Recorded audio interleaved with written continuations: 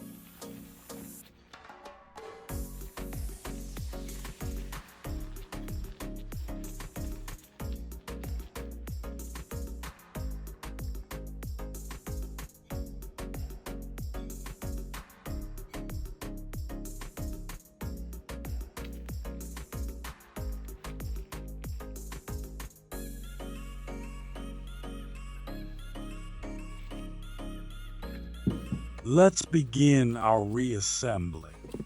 First, grab your upper and lower pistons. You'll see grooves on them. That's where the gaskets go. Gently fit those gaskets into place. Now for a critical step. Apply a generous amount of that food-safe lubricant to each gasket.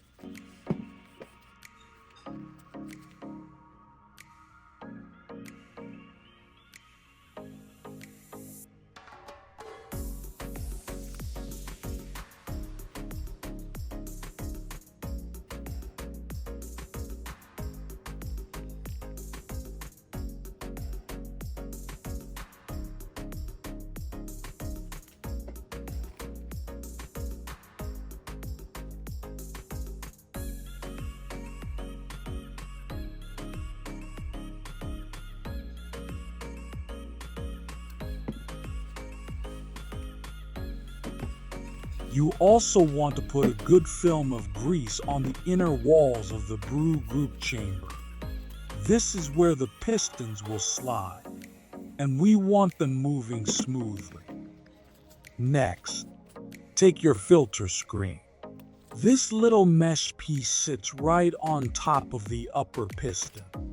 Secure it with its screw, making sure it's nice and tight. When deep cleaning all the old parts, you'll often find that the filter screen has dents or bends, which can sometimes be hard to see at first glance. In my experience, a damaged filter screen is never worth reusing, as it can compromise performance. I always recommend replacing it with a new filter screen during reassembly. Alright, now let's work on the upper piston assembly. Take the Brew Group riser tube. You'll see O-rings go on each end of this tube. Pop those on and apply a thin layer of our food-safe lubricant to them. Next, slide the small Crema valve spring into the bottom end of the riser tube. Then, carefully insert the entire riser tube into the upper piston. Give it a gentle twist until you hear a few clicks. That tells you it's securely locked. Great! Your upper piston is now ready for the main chassis. With the lower piston guide secured, let's get that upper piston, which houses the coffee compacting chamber, into the guide. Remember, the flat sides of the chamber face forward, and the angled side faces the rear of the chassis. It should move smoothly along those chassis grooves. Now, a very critical step, installing the lower piston into the coffee compacting chamber. Look for the small hot water inlet hole at the bottom of the lower piston. This must face forward. Why? Because it needs to align perfectly with the hot water outlet tube from the drainage valve. If it's not aligned correctly, your hot water will end up in the drip tray instead of brewing your delicious coffee. Once it's installed, gently move the coffee compacting chamber around to make sure the lower piston stays put. Let's add the metal washers now. These go on both sides of the lower piston guide. Apply a thin film of that special grease to them. This ensures they slide smoothly and reduce friction along the chassis grooves.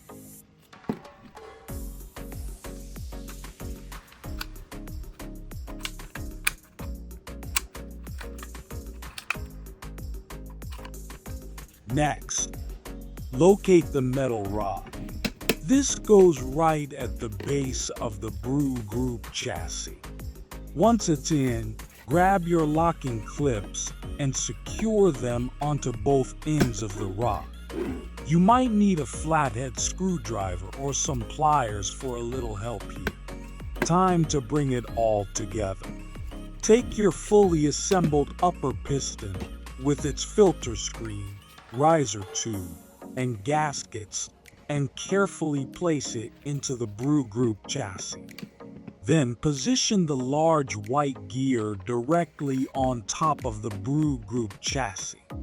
Now for the right and left slider panels. Install them one at a time.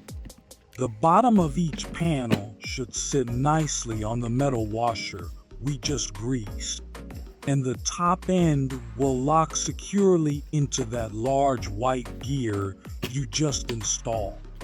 Almost there.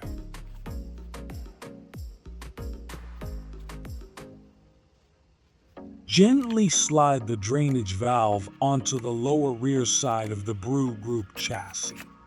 No force needed. It should slide right into place.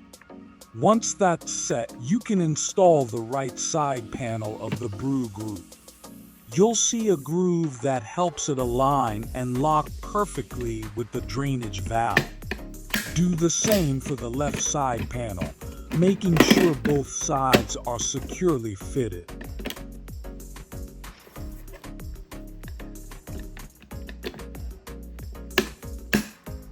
Finally, grab the Brew Group top cover plate.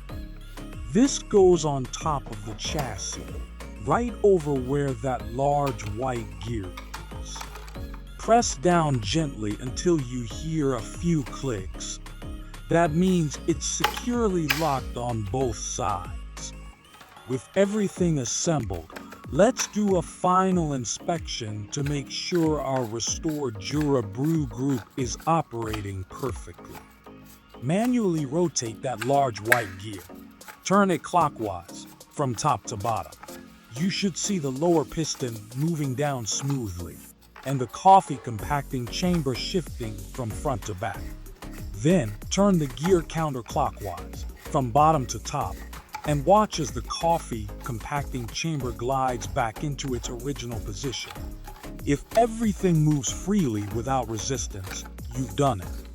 If you found this helpful and you'd like your own JURA Brew Unit restored to like new condition, don't hesitate to contact me. I can repair and ship it back to your door, usually within 5 working days. And hey, if you like this video, please give it a thumbs up, subscribe to the channel, and share it with your friends. Your support keeps this small business going and helps us make America stronger, one perfectly brewed cup at a time. Thanks for watching.